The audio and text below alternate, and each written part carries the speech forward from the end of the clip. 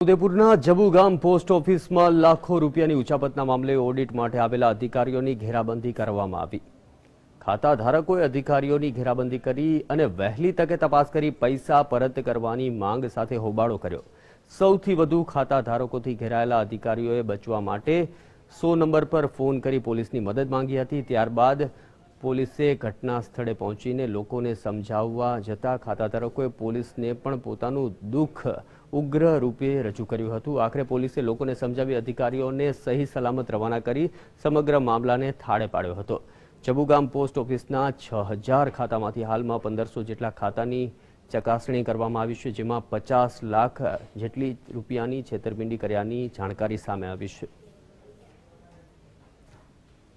રોજ બોડેલી પોસ્ટેના જબુ ગામ ખાતે પોસ્ટ ઓફિસમાં ઉચાપત બાબતે ઓડિટનો સ્ટાફ તપાસ કરવા માટે આવેલો હતો।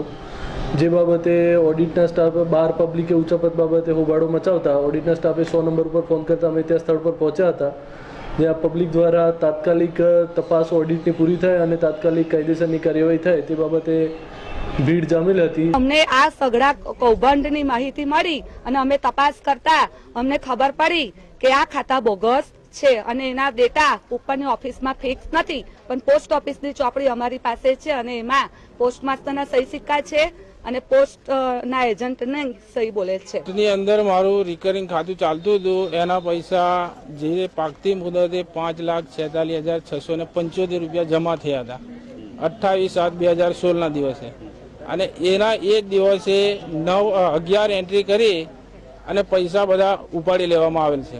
અમે ચેક કરવા આવ્યા હતા, અમારા જોડે એના અંદર 1,34,900 પ્લસ કંઈક બેલેન્સ હતું।